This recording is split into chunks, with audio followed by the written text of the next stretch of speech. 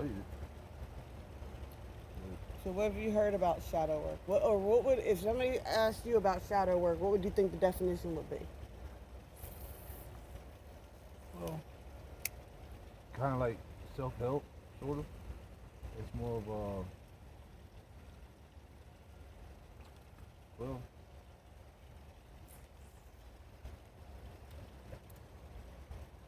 did I just land on a fish? Mm, You got a fish already? no, the way I landed too close. I knew it. I was covered in a bunch of junk.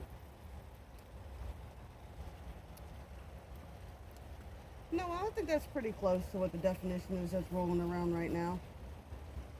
Shadow work is where you deal on the aspects of yourself where you, like you've said it before, where you go in, you ask yourself why do you react certain ways and things like that, and you find out where,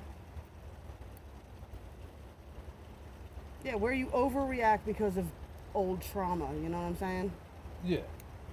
It's basically like, you know, Like we were saying before, like when you walk into the room and you notice that I left my pants by the side of the bed or whatever, and it's not because your initial thought, because of past trauma from your exes, is, oh my God, what was she doing in the bed?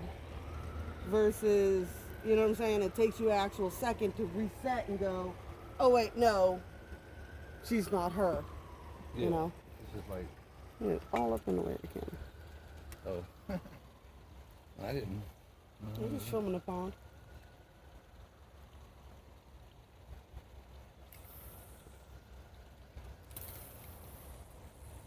Oh, too close. You hit the Back it stick up a little bit. again.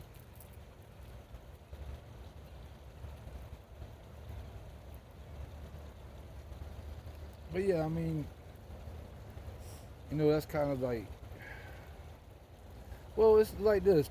Some people, I know a lot of people, and I did too when I was a kid. I used to lie a lot. I used to take pride in it. I used to be like, I can lie to anybody and get away with it. But my lies always caught back up with me. And most of the things I lied about was getting out of trouble of school or something like that. Um,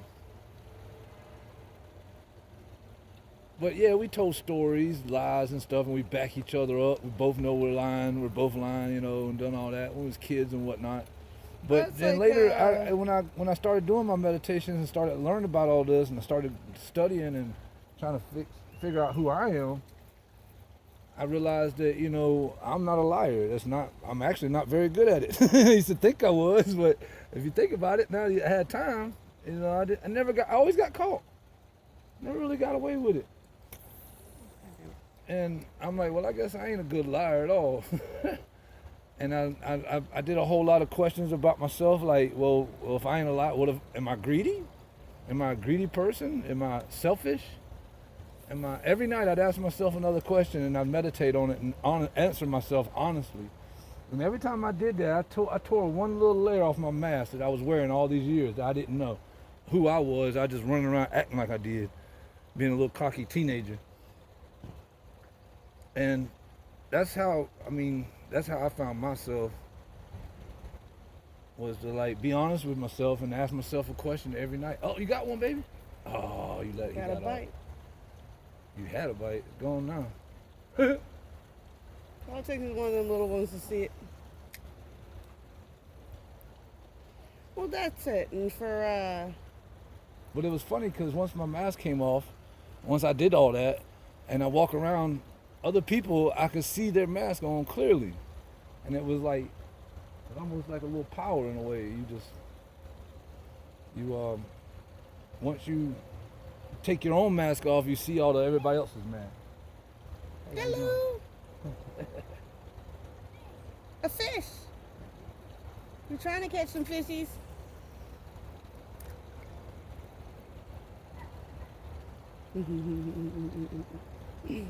That's what I love about this place. You're so cute. It gives a place for people like that, with the kids Walk and around, stuff, take to them outside, spend right? time, yeah, instead of being in the house all the time.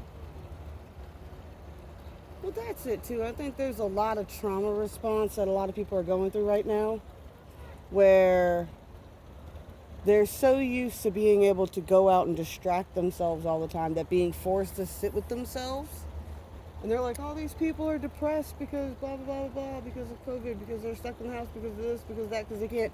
Why? Because they can't do anything to distract themselves.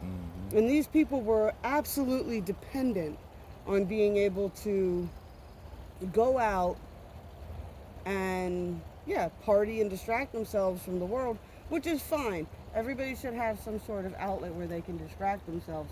But if you're just distracting yourself from doing the inner work as to why you're having problems, that's not helping anybody.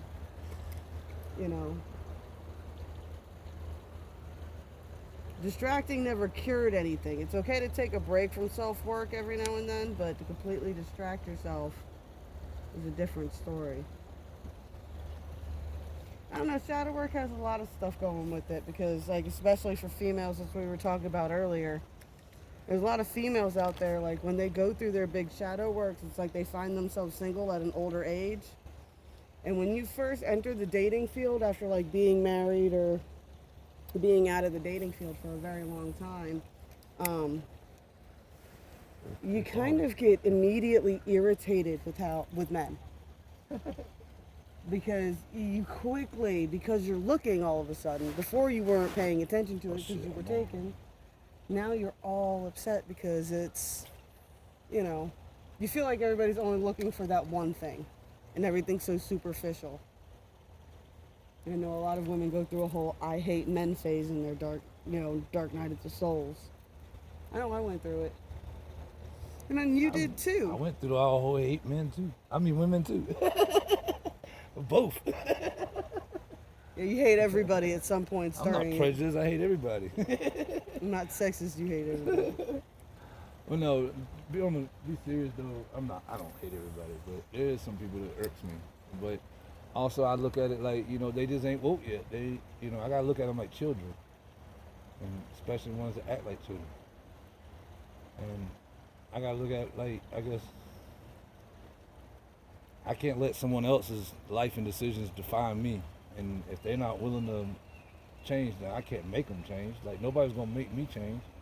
I guess they kind of did when they locked me up, but but that was my choice still, though. I didn't have to change. I chose to. I wanted something better. I was wondering, like, where did I go wrong? Duh. But anyway, when me and you met, when we first met, I was like, I'm not getting with no woman. I'm not getting with another man. I'm not dating at all. I'm just talking. And next thing you know, it's like, man, that's it. And that's what I'm talking about, where you're like, when you change. When I said that one day you came home and you even mentioned it to, and that's the thing, you're not afraid to tell me things like that. You'll tell me, hey, even when I came home, it's like, you tell me the little epiphany that you had. It's like I immediately went to my normal reaction. I've been gone for 10 hours today working, and I come home and, the blankets are a little ruffled on the bed and I got a pair of pants on the floor. And meanwhile, it's like, no, I'm just... A cup of coffee, half drunk. Yeah, I'm just a slob during the day. That's all it is. And I need to sit down to change my pants. It's like, I feel like I think a lot of people out there cheating right now. A lot of people just going after sex. Social media, I think, is a huge contributor to that. Yeah, social media does help with that, but. And I said that, I'm like, because it used to be, if you were mad at your spouse, you couldn't just check in on what your exes were doing. Yeah. Right? Yeah, you didn't have a cell phone. How happy are they? What are they getting into? What are they doing? I wonder what's going on with them. You wouldn't know. You just wouldn't know unless you bothered to call and rat yourself out. But now you can stalk people on social media. And it's this whole new weird dynamic. But, like I was telling her, I was like, reason why. I mean, yeah, first thing I thought of was like my ex and all this other stuff. And I almost went back in that mode. But I knew my ex was cheating on me. I could feel it. I can feel it. I felt the energies, the way she changed, the way she started acting, everything. She started accusing me of cheating. That's it. That's what the trigger came from. And I was like, yo, something. And I was being accused of being just an You know what's funny? I saw zealous a post. man. Here's and, the thing. And I'm the one. I saw the no. post the other day that says once you catch them cheating, they'll never trust you 'cause again. They think you're gonna get revenge. Yep. And that's what happened. in my first relationship was I knew that she cheated on me and she denied it and the relationship was horrible the whole time. And it was like even my dad was in on it going, man, you're messed up for blaming her for doing stuff and blah, blah, blah. I'm like, I know she did. I could feel it in my gut, but I'm not pressing it. And then, but sometimes I'd get to drinking and I would press it harder and harder. Like, I know you cheated. And finally she admitted. She was like, and it wasn't once, it was twice. After we broke up and got things calmed down and whatnot, she was like, well, just for the record, you were right this whole time. I just been lying. Gaslighting you. Yeah, and I'm like, oh. But I knew it was true. I knew it. And I just couldn't prove it, so it drove me crazy. And when I finally decided to heck with it, I ain't worrying about it no more, that's when it all come out. And I'm with you, and I don't feel that way in my gut. I don't feel like you're cheating on me. The energies are not the same. It's not, the energy is all the same. It's not, since I met you, since day one, it's been the same. And you've been, so I know you're not cheating on me. Well, you're pathologically honest. I could feel it in my gut, and people that like, well, no, you don't, you can. Oh, you get off? Yep. Dang. Well, and that's it. And because we believe in those links and those energies, we are able to create them. You know what I'm saying? That's why you can sense things that are going on with me during the day. Yeah, I wake up, dang, baby, my stomach hurts. I started my period. Oh. Or I'll be at work, man, baby, I just suddenly got horny. I got to get out of this truck. Oh, my bad. What you mean? I'm not going through all that now. But the connection is just that strong. Like, yeah. It's just, and a lot of it is because we don't lie to each other. We're straight up honest about everything, even things we're embarrassed about. Mm-hmm. I tell you embarrassing stories of me, and you tell people me embarrassing stories of you, and we don't judge each other by it because we feel like we've known each other forever. Yeah.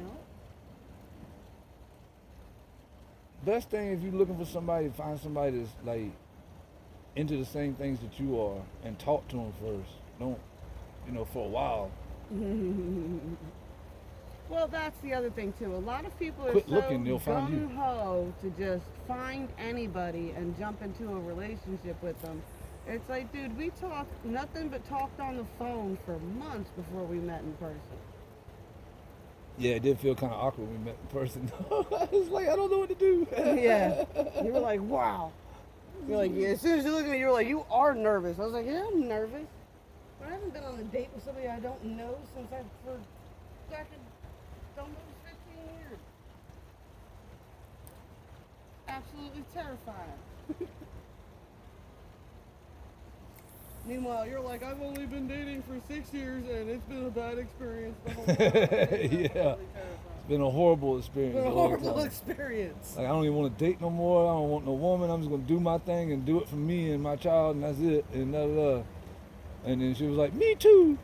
And we did for a while. Then COVID came out, and then they saw about locking us down, and I wasn't going to be able to work for 2 weeks and all that. So I came and stayed with her for the 2 weeks, and I ain't left.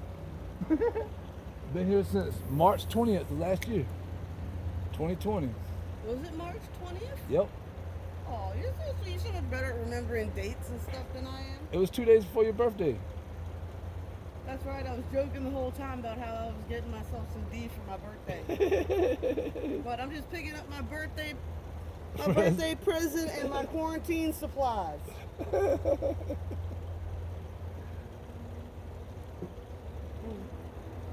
We didn't meet online. We met through friends and talking on the phone like that, I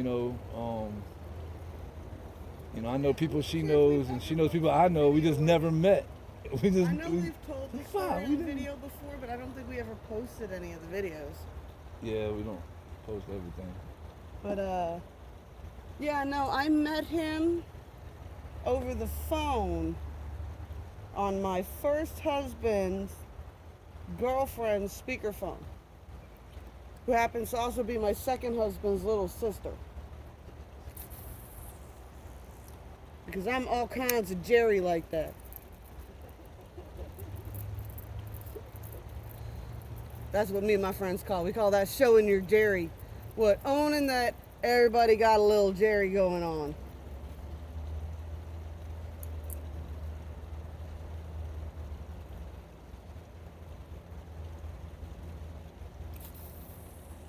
There we go. That's where I wanted to be. I'm gonna try this bad boy. It's a pretty good fishing lure. I've caught some mudfish on this thing many times. I had one time it got all the way to this bank, and it grabbed the tail, the little green tail on it, and picked the tail off. Yeah. I was like, he just literally ripped my lure in half because they got sharp teeth. That wasn't a good trip. I think I've tried this in this pond one time and I quit. I didn't throw it much.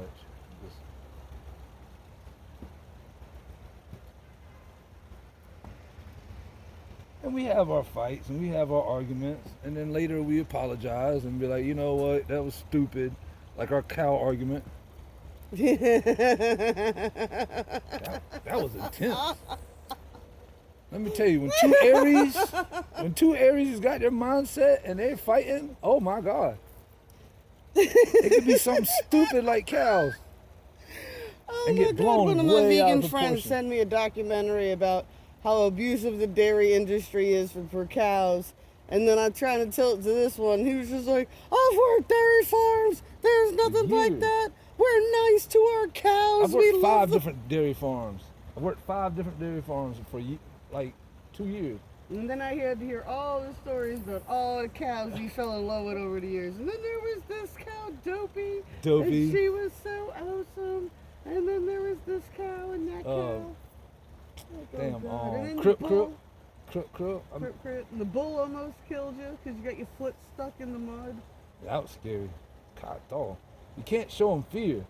And he's sitting there stomping all around me trying to get me scared, and I got my boot stuck in the mud and I can't get it out, and I'm stuck, and all I got is a stick, and I'm swinging it at him when he comes close to me. If you hit him on the nose, he'll stop messing with you. But it wasn't long. They're surprisingly fast for large animals. Yeah. It's hard to... shit. Yeah, you can't really run from them. But yeah, the owner, he got ran over by the bull that one morning.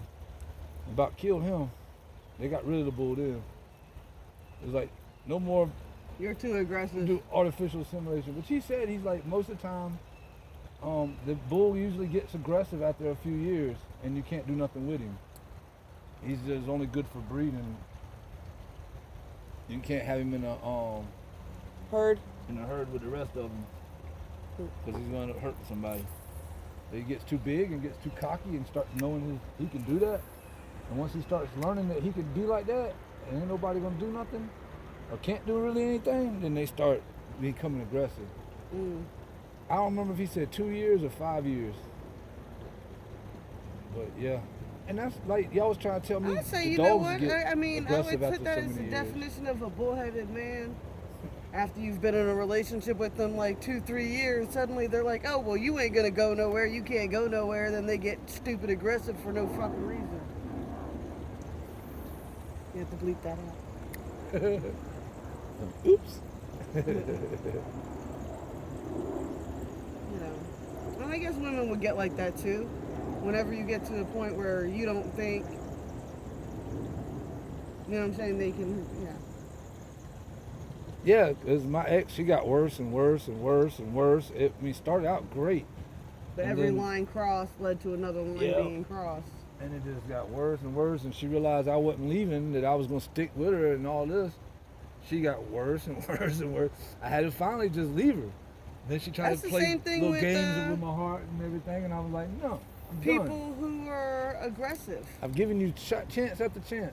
People who are aggressive and hit. Once somebody hits you, they're going to hit you again. Once that line is crossed, it's crossed. It will get crossed again. It's just a matter of time of when. There's certain things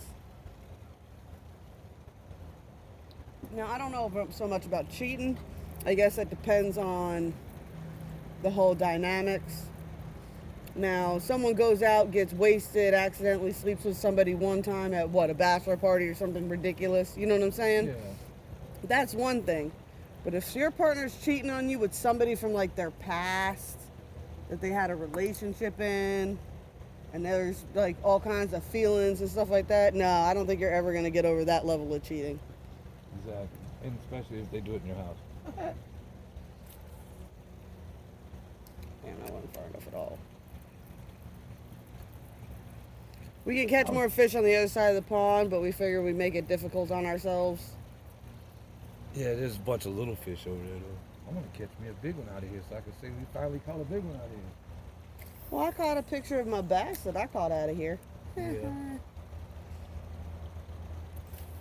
Well, that's how I know there's bass in here. Ooh, something big just went over there. Yup. That's what I was hitting earlier. It was biting.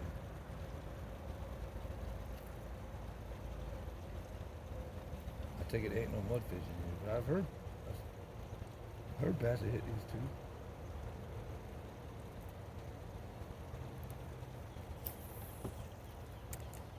But I guess there's a lot of definitions for shadow work. Because there's the recognizing why you're doing that. But really, when you're doing that level of work day in and day out, a lot of people also say that shadow work is, you ever been like soul loss? It's like where you feel like you're on autopilot. Oh, yeah. Like you're not even engaged in the world anymore. You're just going through the motions of the world, and you're like almost behind yourself a little bit, just watching yourself go through the world.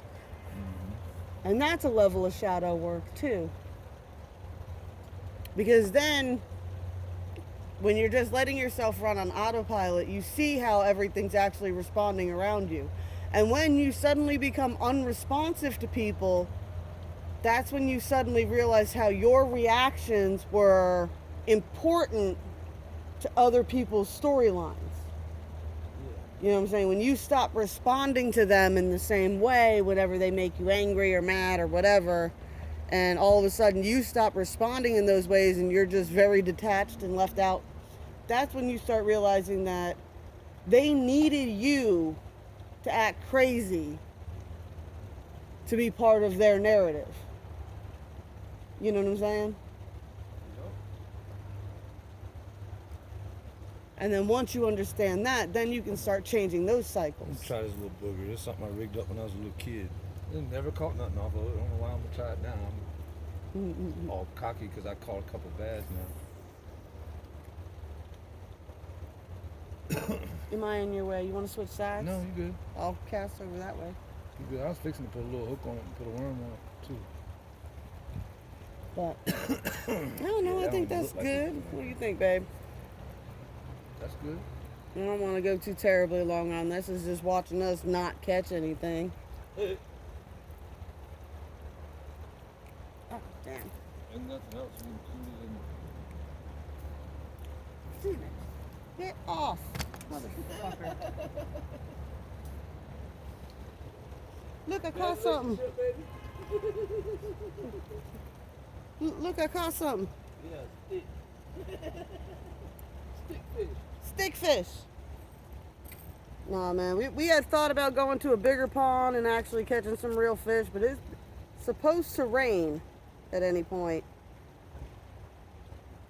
When we really got a day, we like to come down here and we'll catch a couple of little ones, or we'll try anyway, and then we'll go to a bigger pond to go fishing, but 'tis what it is. It was an impromptu day.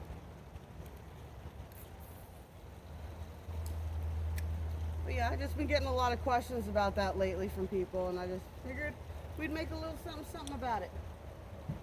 But a little something.